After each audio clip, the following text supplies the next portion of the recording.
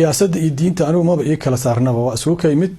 diintana waa siyaasad siyaasaduna waa diin waxa aan ka hadlayana waxa waaye gabdhaha Soomaaliyeed inaan la afjigin oo aan lagu afjiginin fasir qaldan oo xadiista nabiga laga bixiyo markaas waxa la ii saariyay inaan xadiiskii nabiga diiday halkan waxaan rabaa inaan ka cadeeyo inta maqlaysa sunnada nabiga aniga waxa ay tahay masdarka labaad ee tashriica xadiiska saxiixana waa rumaysanahay xadiiska lagu been abuurtayna ma aanan beenin waana rumaysanahay xadiis wuxuu naba ka sugnaad inuu yahay waxaan diidanahay waa fasirkiisa oo la leeyahay haweenka waxa tihiin aqligiina iyo diintiina nusqaan ah oo la rabo in lagu afjigo oo looga saaro kaalinta ay ku leeyihiin bulshada iyo siyaasadda waxa aan diidanahay waa fasirka xadiiska waxaana kaga cuur daaranayaa qof walbo si qalad fariintaas u fahantay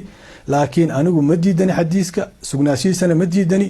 ninkii raba dhiigayga inuu banaysto oo aniga ila dirana qaabo badan oo ila dirira joogta laakiin Soomaaliya waa ka daashay dad la gaalaysiyo dhiigiisa la banaysiyo la dilo Soomaaliya way ka daashay